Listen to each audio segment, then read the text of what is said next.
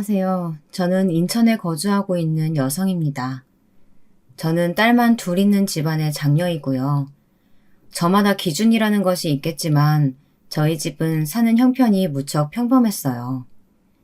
제 유년 시절을 돌아보자면 늘 넘친 적도 부족한 적도 없었던 것 같네요.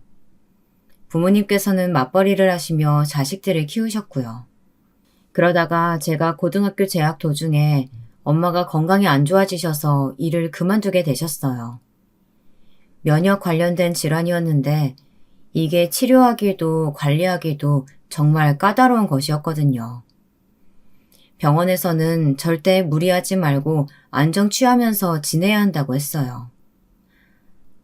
우리 수연이 이제 곧 대학 들어가야 하는데 내가 일을 이대로 쉬어야 한다니 영 마음이 편치가 않아. 이대로 아무것도 안 하면 오히려 마음의 병이 날 것 같아.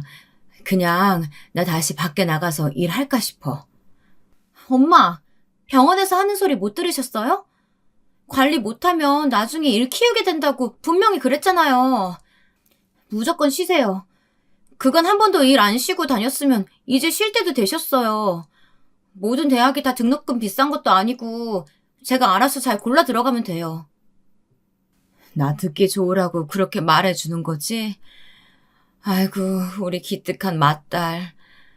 나는 정말 우리 수연이 덕분에 힘을 얻을 때가 많아. 부모 속 안 썩여, 동생 잘 챙겨. 도대체 우리 맏딸한테 부족한 게 뭐가 있는지 정말 나는 모르겠다. 엄마도 참, 이 정도도 안 하는 자식 있으면 놔보라 그래요. 엄마는 맨날 제가 천하의 효도라도 된 것처럼 말씀하셔서 진짜 내가 몸둘 바를 모르겠다니까요. 대수롭지 않게 엄마와 대화를 하였던 저였지만 사실 그때 머릿속으로는 수만 가지 생각이 오갔던 것 같아요. 앞으로 엄마는 일을 못 하실 것이고 병원비로 꾸준히 돈 나갈 일만 생겼으니까요. 제가 외동이면 모를까 챙겨야 하는 동생도 있었고 아빠도 타고나신 건강체질은 아니었죠. 이런저런 생각을 하면서 저는 왠지 대학 생활에 대한 열망을 흩어버렸던 것 같아요. 결국 저는 고심 끝에 대학교 진학을 하지 않았습니다. 그때 마침 고졸 입사 전형으로 좋은 일자리가 나왔던 시기였고 저는 바로 취업부터 하게 되었어요.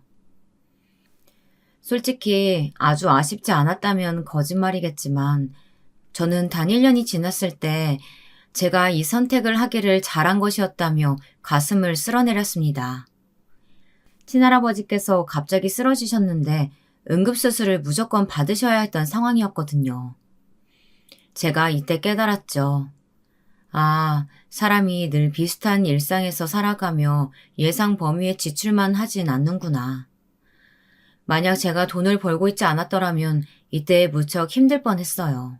수연이가 이 하랏빛 수술비 들어가는 그 큰 돈을 내놨다면서 언제 이렇게 다 커서 기특하고 장한진을 다 한 건지. 아니에요, 할아버지. 그런 목돈 내어놓을 수 있는 사람이 저였으니까 한 것뿐이에요. 형편과 요건이 되는 사람이 행동하는 거죠. 수연아, 남에게 베풀고 기부하고 선행하고 이러면서 사는 사람 중에 부자가 몇이나 있나 찾아봐라. 죄다 자기 밥그릇 챙기기 바쁜 사람들 뿐이지.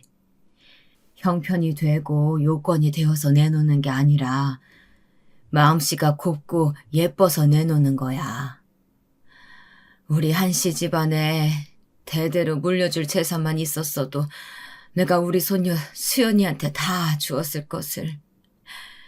별로 쓸모도 없고 도움도 안 되는 재산뿐이라 이 할아비가 미안하구나. 하지만 내가 세상 떠날 때 수연이 너를 반드시 잊지 않으마. 이번 일로 이 할아비가 단단히 마음 먹었다.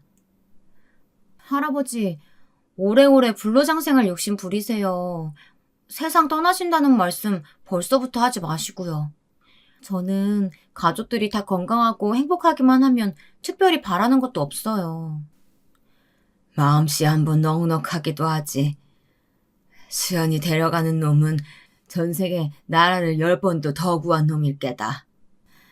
어떤 놈이 될진 몰라도 거참 복받은 놈일세. 할아버지께서 병실에 누우신 채로 그렇게 너스레를 떨어주셨던 모습이 아직 눈에 선하네요. 일을 시작한 뒤로 정말 하루도 안 쉬고 열심히 달려온 것 같았건만 제 수중에 남아있는 돈은 한 푼도 없었습니다. 그게 허무하기도 했지만 웃으시는 할아버지의 모습에 그래, 이게 돈의 목적이고 사람이 살아가는 이유지. 이런 생각을 하면서 저도 웃어넘겼네요. 저도 제가 어떤 놈하고 만날지 어렸을 땐 참 많이 궁금했었는데요. 사람이 심적으로 여유가 있어야 연애도 하고 인간관계도 넓히고 이러는 것이더라고요. 그래서 저는 20대 중반까지는 누구를 만나보지도 못했고요. 나이가 좀 차고 나서야 사람들을 만나고 다녔는데 저는 희한하게 연애를 할수록 자신감이 떨어졌어요. 제가 이상한 남자들만 만나서 그런 걸 수도 있습니다. 내가 사는 수준이 되게 평범한 줄 알았는데 이게 못 사는 거였어? 평균보다 내가 여러모로 떨어지는 조건인 거야? 내가 아주 커다란 착각을 하면서 살아왔던 거네. 이런 나하고 설마 결혼하겠다고 나서는 남자가 존재할까? 제가 엄청 자기 비하적인 태도를 취하며 지낼 때였는데요. 연애나 결혼에 대해 그 어느 때보다도 회의적인 생각을 갖고 있었건만 희한하게 그때 새로 연애를 시작하게 되었어요. 사람 일이란 게 마음 먹고 생각한 대로 굴러가지 않는 것 같더라고요. 이때 만난 상대가 바로 제 남편이 되었던 건데요. 지인이 겹치는 바람에 모임에서 자주 마주치게 되었고 어쩌다 보니 연락처를 서로 교환했어요. 정신을 차리고 보니까 2달 후 제가 남편과 사귀고 있었죠.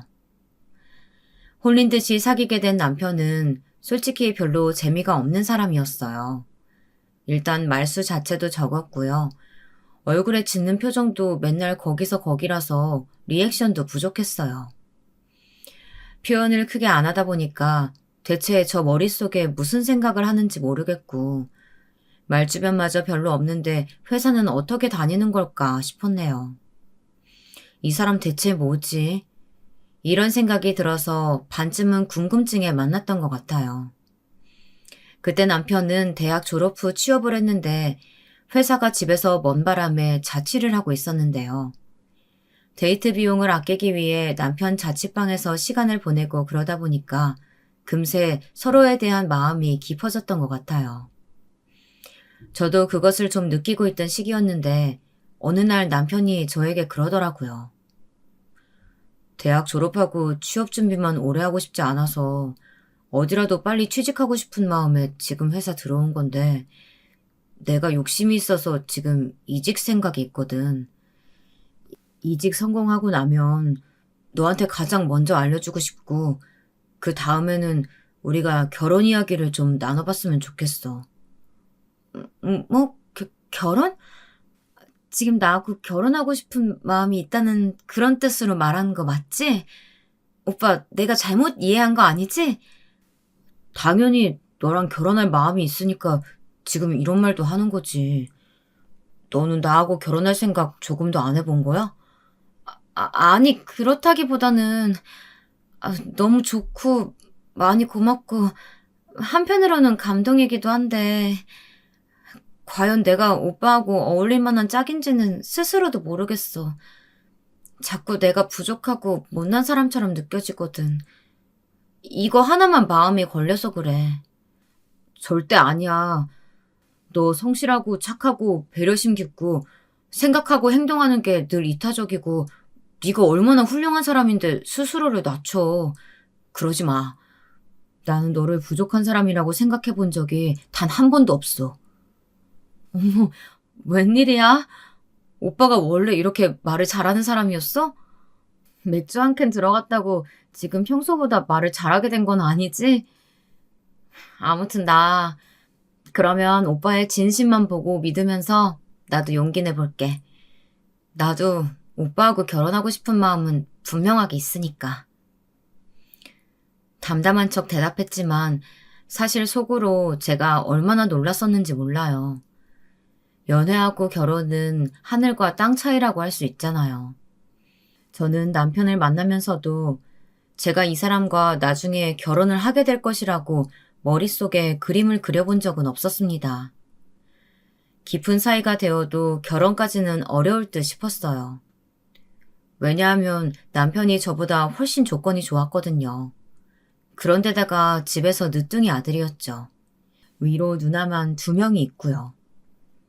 그러니까 언감생심 결혼이라는 욕심 따위는 부린 적이 없었던 것이죠.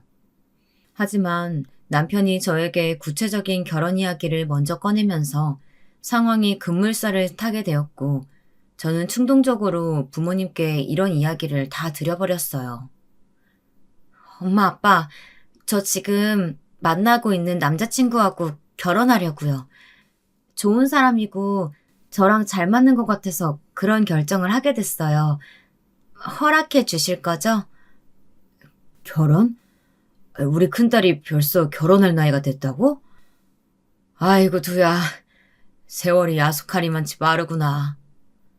너무나도 섭섭하다만 똘똘한 네가 그리 결정한 거라면 분명 이유가 있을 것이고 보나마나 잘 살겠지. 큰딸이 시집 간다는데 변변치 않게 지원해줄 수밖에 없어서 그게 너무 미안하구나. 그래, 이 엄마 생각도 같아.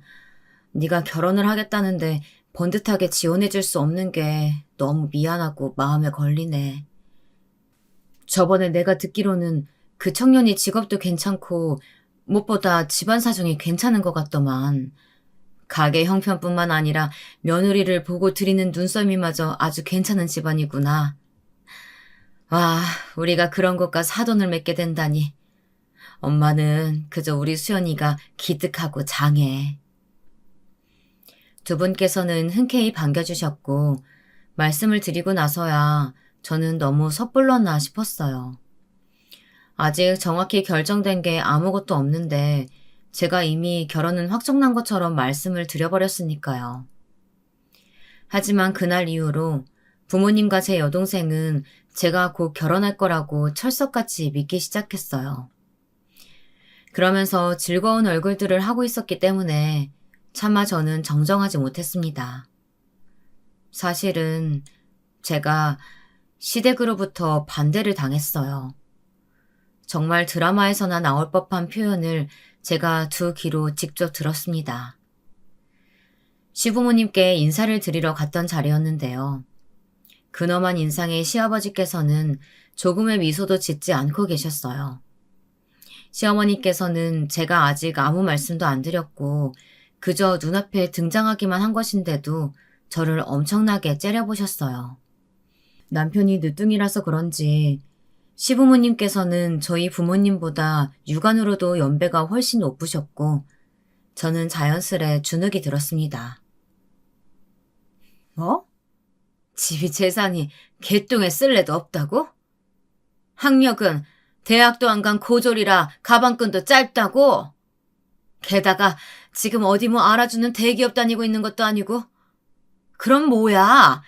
한마디로 모든 게 변변치 않다는 뜻이잖아. 아니 어쩌다가 이런 황당하기 그지없는 날파리가 우리 아들한테 꼬여들었담? 어머니, 저는 개똥이라는 표현을 쓴 적이 없는데요. 그냥 집에 이렇다 할 재산의 규모가 없다고 말씀드린 것뿐인데 집안 상황이며 분위기를 봤을 때 제가 대학 진학을 안 하는 것이 무조건 낫다고 판단해서 바로 취업부터 했던 거고요. 지금도 이 점을 아쉬워할지언정 후회하지는 않습니다. 얻은 것들이 더 많았으니까요. 그 얻은 것들의 가치는 누가 판단하니? 세상이 판단을 해줘야지. 너 혼자 방구석에서 이렇구나 저렇구나 하고 계산기 두드리면 그게 정답이겠어? 아이고, 아예 대화가 안 통하는구만. 하나를 보면 열을 한다고 더 볼 필요도 없겠네. 나는 이 결혼 무조건 반대야. 하나뿐인 아들을 이렇게 어설픈 날파리한테 내어줄 순 없지. 결혼은 무슨, 내 눈에 흙이 들어가기 전까지는 절대로 안 돼. 드라마에서나 접하였던 눈에 흙이 들어가기 전까지는 안 된다는 말. 직접 들어보니까 기분이 정말 가라앉더라고요. 시어머니께서는 목이 벌겋게 되신 채로 저에게 외치셨고, 저는 모멸감에 휩싸여서 주먹을 꽉 쥐면서 분노와 당혹감을 버텨냈습니다. 제 옆에서 남편은 그때 예상 못한 상황에 말문이 막혔는지 놀란 얼굴로 굳어 있었고요. 자기 부모 설득 하나는 전혀 문제 없을 것처럼 남편은 자신 있어 보였었는데, 적어도 제 눈에 비친 모습은 그러했었거든요. 하지만 막상 자기 부모 앞에서 결혼 이야기를 정식으로 꺼낸 자리에서 남편은 제대로 된 논리나 주장 한 번을 못 펼쳤습니다. 그 모습에 저는 속으로 실소를 짓고 있었죠. 가족들에게 결혼한다고 괜히 큰 소리 다 쳐놓은 것을 뼈저리게 후회하고 있을 때였어요. 딴 건 몰라도 말하는 본새가 영특하면서도 인상은 수더분하니 참하네. 자고로 여자는 결혼해서 남자 내조를 잘해야 하거든. 왜냐면 남자란 게 결국은 여자가 어떻게 내조를 받쳐주느냐에 달라지게 되어 있어. 갑자기 시아버지께서 호탕한 목소리로 말씀을 하셨어요. 경상도 사투리가 언뜻 섞여 들리는 억양이었는데 남편이 자기 친가가 부산 쪽이라는 말을 해줬던 것이 생각이 나더라고요. 여자가 대학 나오고 직장 번지르르 한 데 다녀봤자 기만 세지고 말만 많아지는 법이지. 요즘처럼 밥 벌어먹고 사는 직업이 다양해진 때도 없는데 굳이 고졸이라는 딱지가 큰 흠도 아니라고. 나는 그렇게 본다. 감사합니다. 저도 비록 사회 경력이 결코 긴 건 아니지만 고졸이라고 해서 딱히 차별 대우 받으면서 일해본 적은 없어요. 그래. 어찌되었든 간에 자기 밥그릇 정도만 잘 챙기고 사는 능력이 있으면 그걸로 된 거지. 내가 요새 건강이 부쩍 예전 같지 않아서 그런가. 우리 막내 아들 놈이 얼른 장가 들어가지고 자기 가정 꾸리고 자식들 낳고 그렇게 사는 모습을 하루라도 빨리 보고 싶다는 생각이 스멀스멀 들고 그러네. 시아버지께서 걸걸하게 너스레를 떠시자 그 옆에서 시어머니께서는 환장하겠다는 표정으로 고개를 저으셨어요. 시어머니께서는 영 못마땅하시다는 듯 한숨까지 푹푹 내쉬었지만 저를 향해 호탕하게 이런저런 말씀을 건네시는 시아버지를 향해 이런 방구에 불만도 못 내비치셨어요. 그걸 보면서 저는 시어머니께서 성격이 괄괄하시긴 해도 결국 시아버지의 의견이나 결정 앞에서는 찍소리도 못하시는 분이라는 걸 짐작할 수 있었습니다. 그런 걸 보면 시댁이 참 가부장적인 것 같았네요. 저는 어쨌거나 시아버지께서 제 편을 들어주셨다는 결론만 보고 속으로 무척 감사하게 생각했어요. 그 후로 어떻게 되었겠나요?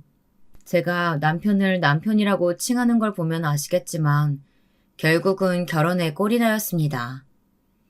확연히 제가 기우는 결혼이었기에 친정 식구들은 당연하고 가까운 지인들까지 깜짝 놀라면서 축하를 많이 해주었어요.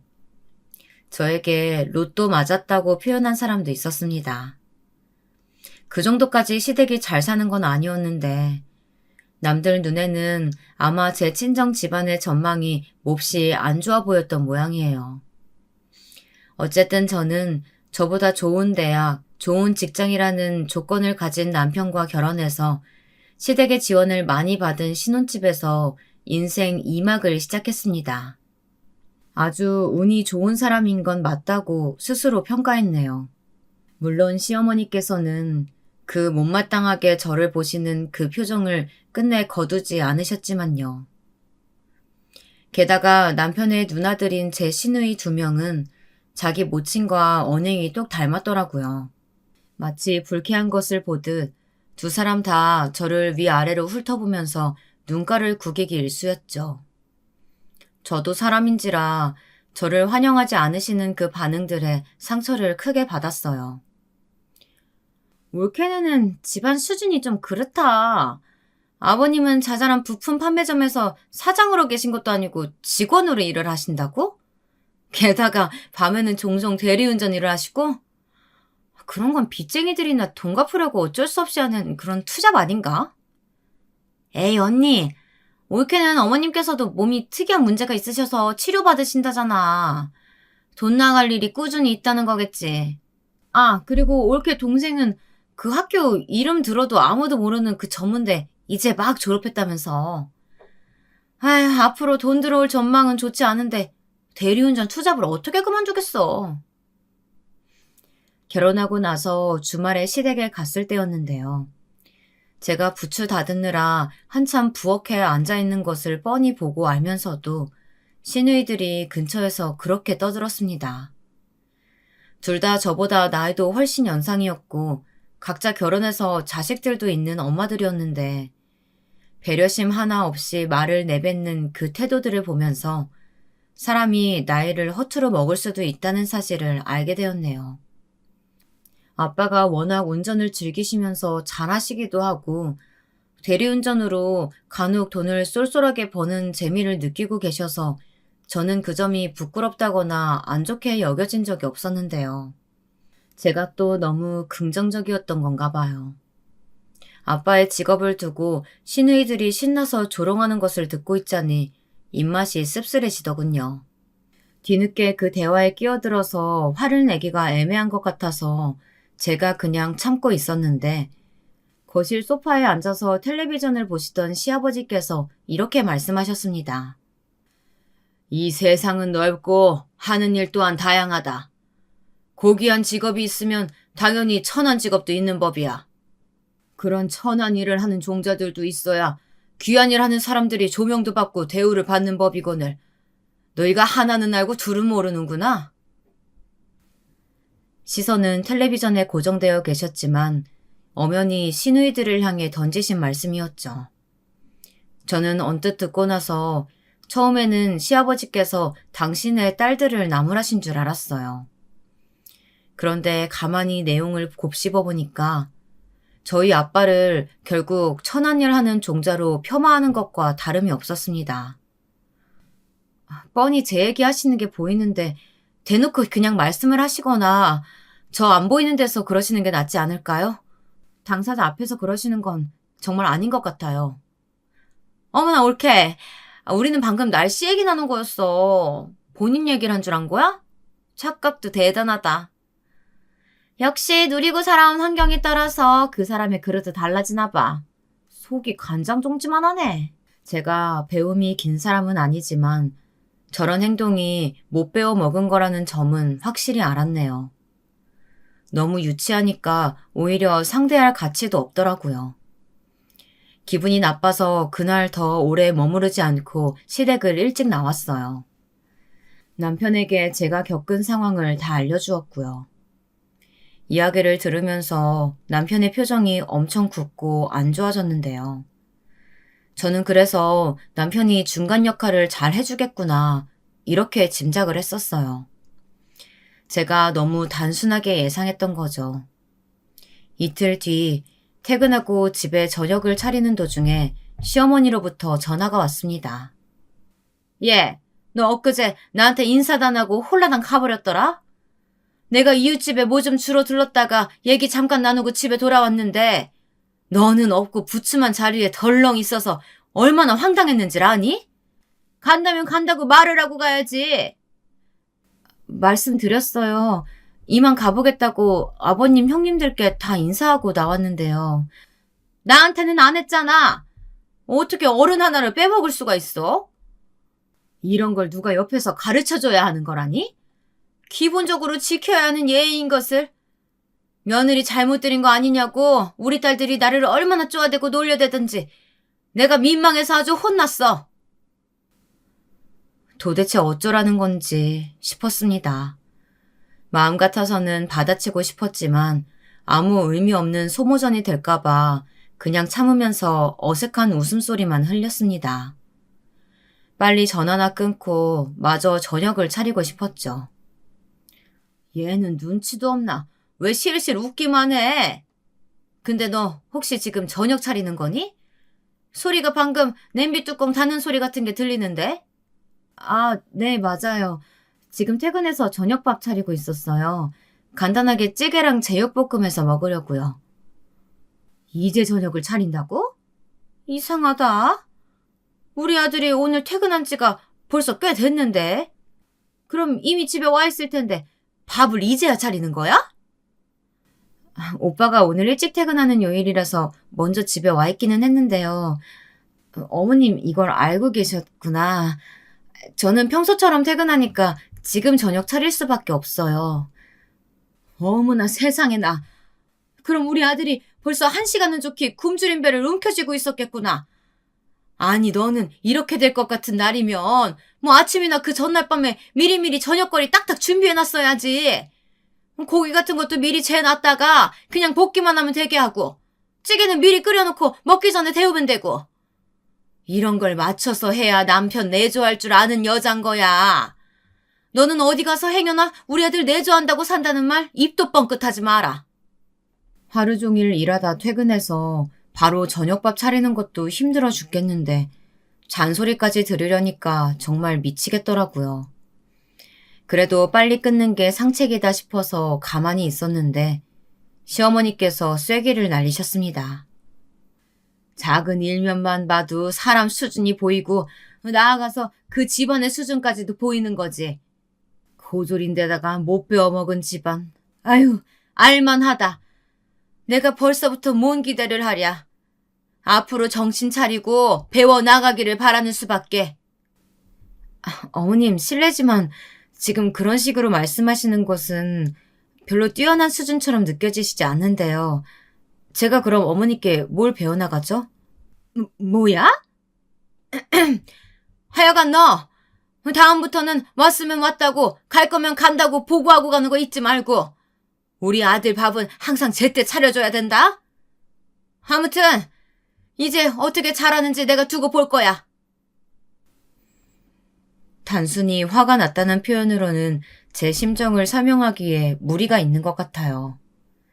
정말 숨이 턱 막히는 느낌으로 그때 기가 막혔어요. 통화가 끊어진 핸드폰을 한참 내려다보다가 제가 고기를 살짝 태우고 말았죠.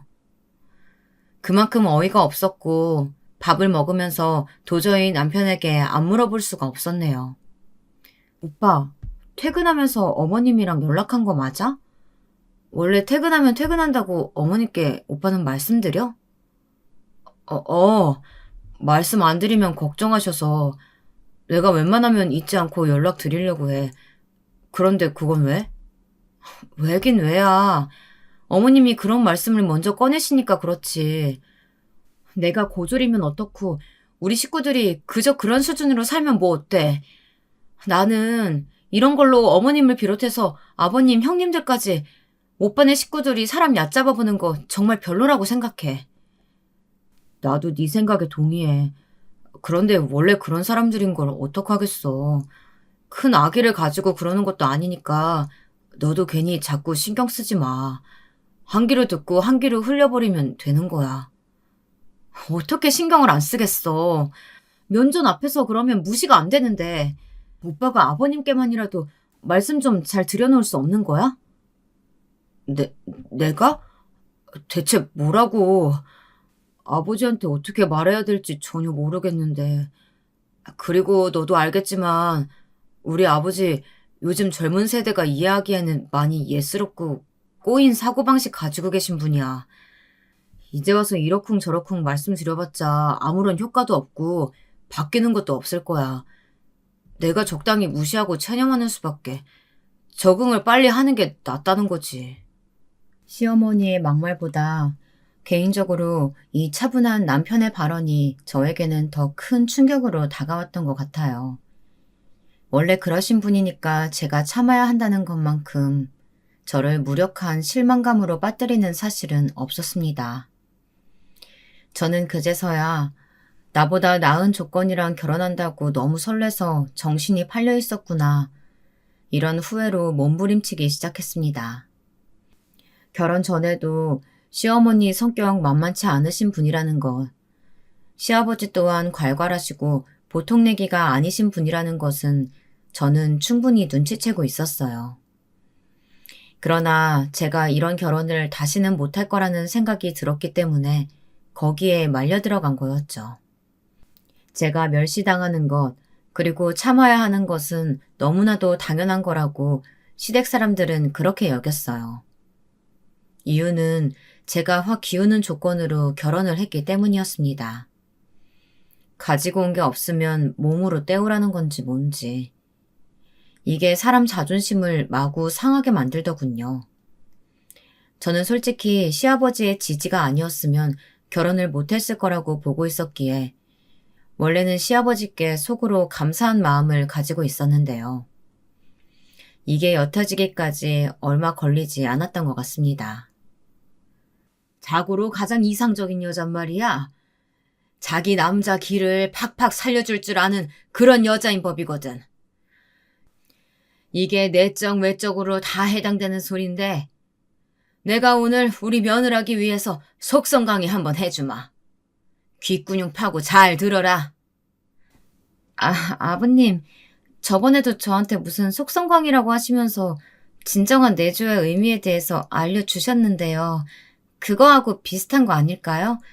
제가 알아서 열심히 하겠습니다. 어허! 지금 어디서 함부로 끼어들어?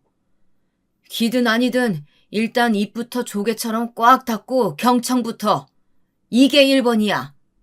쥐뿔 가진 것도 없이 몸뚱이만 들고 시집 와버렸으면 그에 상응하는 노력을 선보여야 하는 기라. 며느라기야, 알아들었냐? 자꾸만 저에게 당신의 사상을 알려주고 싶어 하셨습니다. 아니, 그런 정도를 넘어서서 주입시키려고 하시는 듯 보였죠.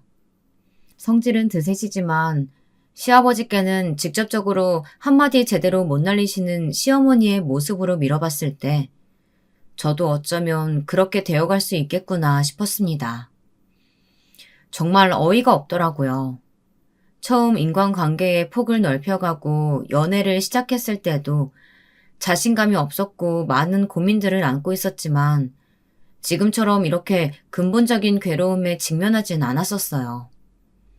설마 제가 결혼하고 나서 이런 식으로 힘들어질 줄은 상상도 못한 바였네요. 남편은 자꾸만 저에게 얼마간만 참고 견디면 이런 과정도 다 지나갈 것이라는 식으로 말을 하였지만 저는 점점 더 회의적이 되어갔는데요. 시아버지께서는 요즘 흔히 쓰는 표현으로 꼰대가 따로 없으신 분이었으니까요. 그분이 회춘을 하시지 않는 이상 사고방식이 바뀔 리는 없어 보였습니다. 부모님과 안부를 나누러 통화를 할 때마다 제가 얼마나 속으로 깊은 한숨을 내쉬었는지 몰라요. 겉으로는 절대 그런 티 안 냈지만요. 그래 수연아, 우리 큰딸. 문제없이 잘 지내고 있지? 오늘은 네 엄마가 저녁약을 일찍 복용하는 바람에 지금 자고 있어서 내가 이렇게 전화를 대신 받았다. 그런 거였어? 어쩐지 엄마 휴대폰을 왜 아빠가 받으시나 했어요. 저는 당연히 문제없이 늘 똑같이 잘 지내고 있어요. 엄마는 병원 약 잘 챙겨 드시다 보네요. 아빠는 저녁 식사 다 드셨고요? 어디 아픈 곳은 없으세요? 나야 뭐 늘 튼튼하고 밥도 잘 먹고 그러면서 살지. 그런데 우리 큰딸, 혹시 무슨 고민이라도 있어? 목소리가 고민이 있는지 가라앉아 있는데. 무슨 일 있으면 아빠한테 털어놔봐. 도움은 못 되더라도 들어주는 것만으로도 도움이 될 수도 있잖냐. 안 그러니? 아빠가 그렇게 말씀하셨을 때 저도 모르게 눈물이 핑 돌았습니다. 티를 안 내겠다고 작정을 하고 담담하게 목소리를 꾸며내도 부모님은 자식의 다른 점을 눈치챌 수 있는 법인가 봐요. 울컥 솟아오른 감정을 눌러낸 저는 시시콜콜한 상황들까지 다 알려드리고 싶지 않아서 시아버지 이야기만 잠깐 해드렸어요. 너무 상세하게 얘기를 다 해드리면 제 결혼 생활을 아빠가 너무 걱정하시게 될까봐 차마 그러지는 못한 거였네요. 아버님이 연세도 있으신 만큼 확실히 옛날 분이시더라고요. 근데 아빠, 나는 어렸을 때도 외가는 너무 멀어서 잘 가지도 못했고 친가는 서글서글한 할아버지만 계시니까 나이가 꼬장꼬장하게 드신 분을 상대해 본 적이 없었잖아요. 그래서 낯설고 적응하기 힘든 것 같아요. 도대체 어디부터 어디까지 선을 지켜서 행동해야 하는지 그 기준이 너무 어렵네요. 그런 고민이 있었구나. 나는 종종 대리운전 일을 나가다 보니까 별별 손님을 다 만나기 때문에 이런 사람 저런 사람 다양하고 복잡한 인간군상에 대해서 조금은 태도가 열려있다고 볼 수 있는 사람이거든. 그런데 말이야, 이 아빠가 우리 큰딸을 위해서 그 바깥 사돈을 한번 만나봐도 될까? 네? 아빠가요? 글쎄요, 잘 모르겠어요. 일단 너무 갑작스럽기도 하고 그런 그림은 상상도 못 해봤는데. 아, 맞다. 지난번에 아버님이 바닷가 다큐를 보시더니 낚시 이야기를 잠깐 꺼내셨거든요. 아빠가 혹시 낚시 즐기시는지 그걸 궁금해하시는 것 같았어요. 낚시? 내가 또 낚시하면 제법 일가견이 있지. 장비는 부족해도 늘 손맛으로 대어를 건지는 게 이 아빠잖냐. 그럼 내가 언제 시간이라도 나면 바깥사돈하고 낚시도 하고 소주 한 잔도 기울이면서 이런저런 얘기 좀 나눠봐야겠구나. 우리 큰딸은 아무 걱정 안 해도 돼. 그저 행복하게 재밌게 고생은 피해가면서 그렇게 살아. 알았지? 저는 늘 가족이 우선이라고 생각하며 살아온 사람이었기에 아빠와 항상 가깝다고 여기고는 있었지만 결혼하고 나서 심적으로 힘들고 고민이 많던 찰나에 잠깐 대화를 나눈 것만으로도 마음이 편안해져서 참 신기했던 것 같아요.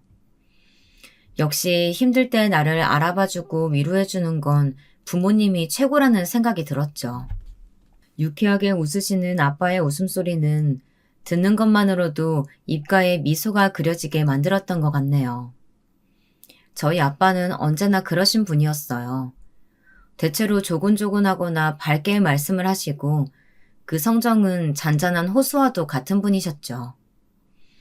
하지만 그 잔잔한 물결에 파동이 한번 일어나면 거침이 없으시기도 한데 이건 좀처럼 볼 수 없는 면모이거든요. 그런데 설마 아빠가 시아버지와의 일로 화가 폭발하시게 될 줄은 정말 상상도 못한 바였습니다. 그때는 제가 시어머니의 안부 전화 요청에 좀 기분이 안 좋아서 덩달아 남편하고도 냉랭하게 지내던 때였는데요. 일주일에 적어도 3번은 안부 전화 네가 먼저 해줬으면 좋겠구나. 그런 거 없는 날은 카톡으로 간단히 안부 내용 보내놓으면 되겠고. 네? 어머님, 말씀 중에 죄송한데요. 제가 일주일에 전화로 굳이 3번씩이나 어머니께 여쭐 만한 안부가 있을지 모르겠어요. 저 집에서 살림만 하는 사람 아니고 밖에서 사회생활 하는 사람이에요. 저도 일정이 매일 있기 때문에 은근히 시간 내기도 어려워요. 아가씨 생활은 그렇게 해도 될지 모르겠는데 결혼했으면 이제 새로운 삶이 있는 법이지. 기본적으로 지켜야 할 것들은 너도 지키면서 살아야겠다고 생각 안 하니? 안부 전화가 기본이라는 말씀이시죠? 네, 알겠습니다. 가르침 주셔서 감사해요. 앞으로 어머니께 꼬박꼬박 안부 전화 드릴게요. 그때마다 제 옆에서 오빠는 저희 부모님께 안부 전화 똑같이 드리면 되겠네요. 이런 공동의 일정이 생기면 저희 부부 사이가 더욱 돈독해질 것 같아서 아주 좋네요. 뭐야? 우리 아들한테 안부 전화를 시키겠다고? 바쁘고 고단한 우리 아들한테 어쩜 너는 그런 걸 시킨다고 그러니? 어머님, 저도 바쁘고 고단해요. 게다가 저는 오빠보다 훨씬 더 많은 가사노동을 집에서도 하잖아요. 아무리 그래도 너랑 우리 아들이랑 어떻게 같아? 아무리 그래도 너랑 우리 아들이랑 어떻게 같니? 너는 결혼하면서 돈 얼마 들고 오지도 않았잖아. 아이고 머리야. 안부 전화하는 건 내가 다음에 다시 얘기해 줄 테니까 우선 그냥 너는 가만히 있어라. 우리 아들한테도 아무 소리 하지 말고. 시어머니께서 그러시니까 저는 더더욱 남편에게 이 안부 전화 이야기를 얼른 해놓아야겠다는 생각이 들었고요. 그랬다가 남편하고 냉전 상태에 돌입한 거였습니다. 남편은 무엇이든 간에 자기 가족 편을 들었고 특히나 시부모님의 말씀은 거역할 수 없는 것이라고 무조건 전제를 깔고 들어가더라고요. 시어머니께서 원하시면 그렇게 하는 것이 맞다는 게 남편의 입장이었죠. 해도 너무한 것 같아서 저도 짜증을 냈고요. 그러다 보니 둘 사이가 조금 냉랭해졌던 거예요. 남편은 은근히 제가 먼저 굽히고 들어오기를 바라는 눈치였기 때문에 저는 자존심을 지키기 위해서라도 절대 그러지 않을 작정이었습니다. 이런 결혼 생활이 어떤 애정이 있고 의미가 있는 건가 싶어서 속이 무척 답답했는데요. 늦은 저녁 시간 전화 한 통이 걸려와서 받게 되었습니다. 엄마였는데 목소리가 무척 당황하신 투였습니다.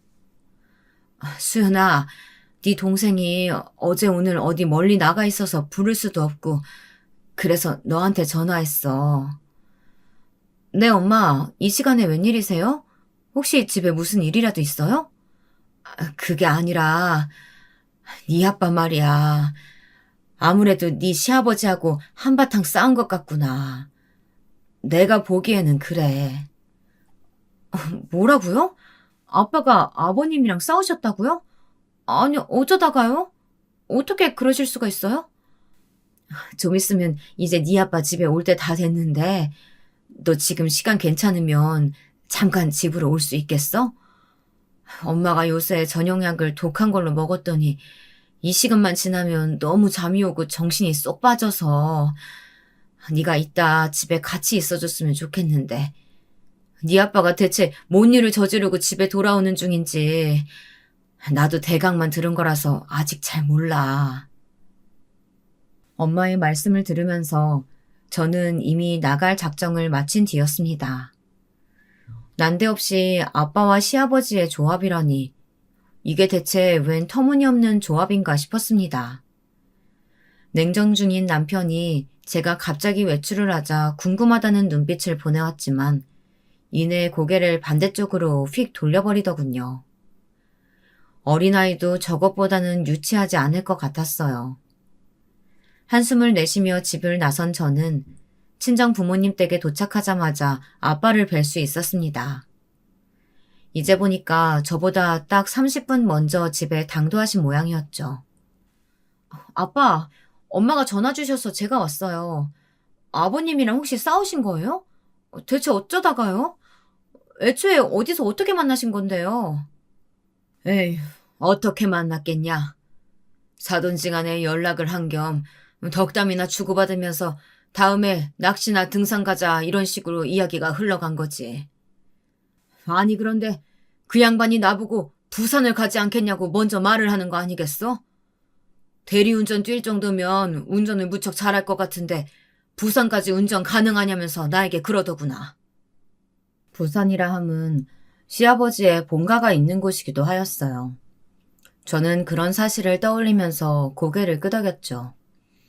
아빠는 약간 고조된 말투로 설명을 이어가셨는데 들을수록 제 표정은 점차 굳어만 갔습니다.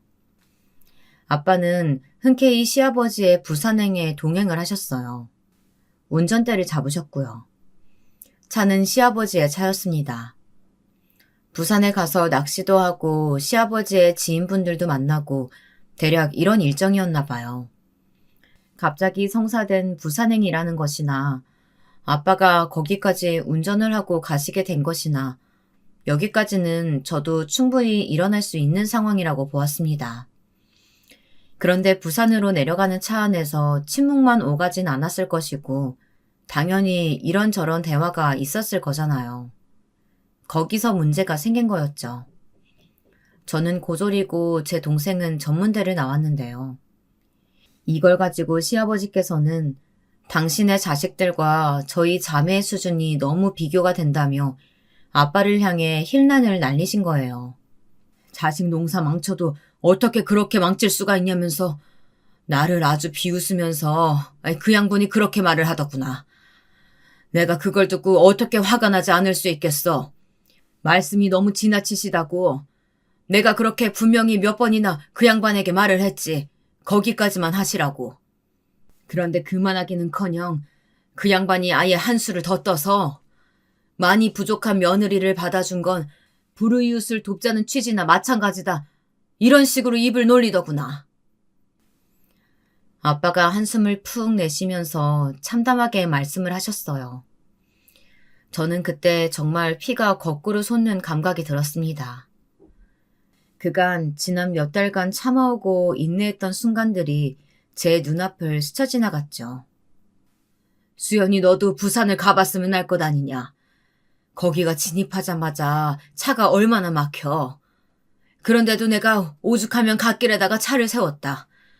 그 복잡도로 상황을 보면서도 내가 당최 안 그럴 수가 있었어야지. 내가 차 세우자마자 그 양반한테 그랬다. 진짜 이거 어디 한번 해보자는 거냐고. 사람 우습게 보는 것도 정도가 있지. 해도 너무하는 거 아니냐고 따졌어. 아빠 잘하셨어요.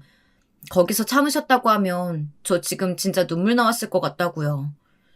그래서요? 그분이 그래서 아빠한테 뭐라고 하시던가요? 제가 격앙이 되어서 아빠에게 여쭤보자 잠시 침묵이 감돌았어요. 아빠는 잠시 머뭇거리시더니 진실을 요구하는 제 눈빛을 보시고는 말씀을 이으셨습니다. 그 양반이 냅다 지갑을 꺼내들더니 지피는 지폐를 그대로 집어다가 내 얼굴에 던지더구나. 이게 다 5만 원짜리니까 황송한 일인 줄 알라면서. 나한테 이거 받고 찍소리 말고 입 닥치라고 하더라. 남의 운전기사 노릇이나 때때로 하면서 푼돈 버는 주제에 고개 쳐들고 목소리 높이지 말라고 했던가? 나 원참 내가 살다 그런 꼴을 당할 줄이야. 상상도 못했다. 어찌나 화가 나고 그 순간에 쥐꼬리 확 당기던지. 지금 제가 뭘 들은 거예요?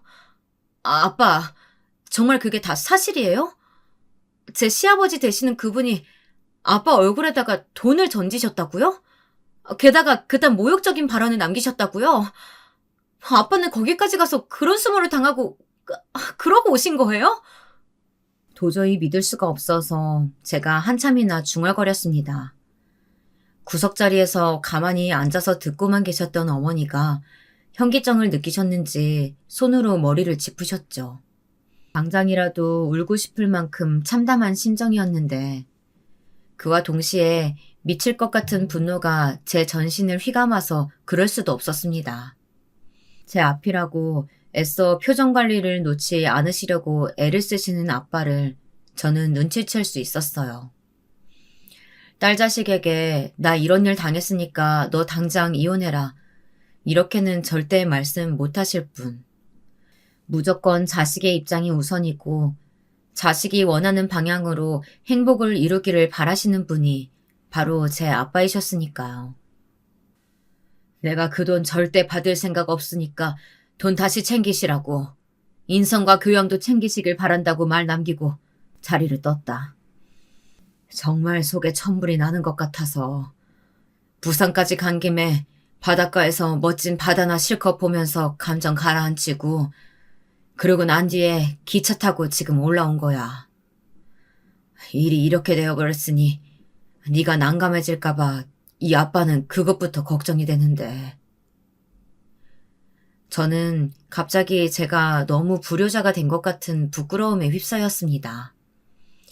아빠의 그 말씀을 듣자마자 얼굴이 뜨거워지더라고요.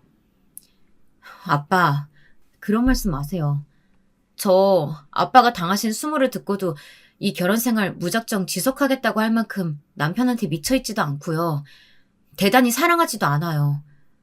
저한테는 저희 네 식구가 세상에서 가장 소중하고 이건 변할 수 없어요.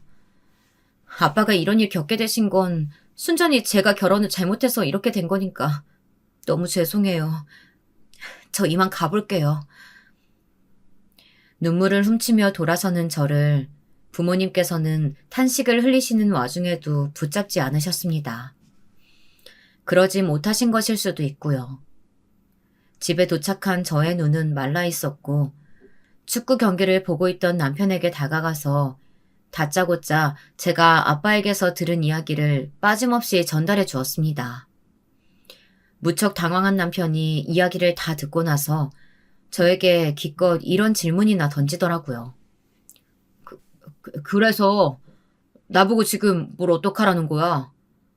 아버지하고 장인어른 두 분의 일인데 우리가 굳이 관여할 필요도 없는 것 같은데. 뭐라고? 오빠, 어쩌면 그렇게 무책임한 자세로 나올 수가 있어?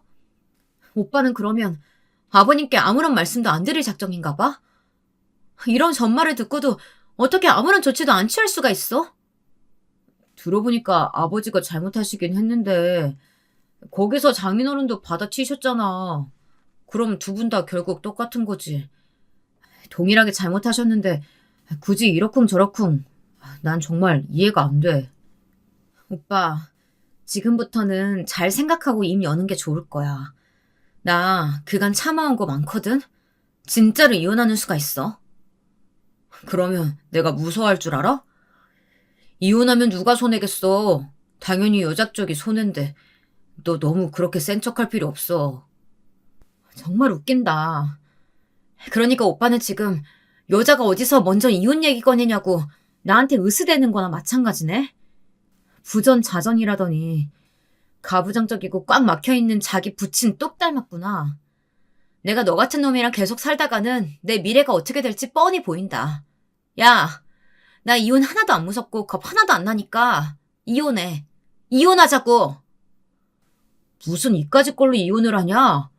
너 진짜 사람 이상하다. 너 성격 파탄자야? 그러면서 남편은 자리를 피해버렸어요. 이혼을 피해 도망친 셈이었습니다.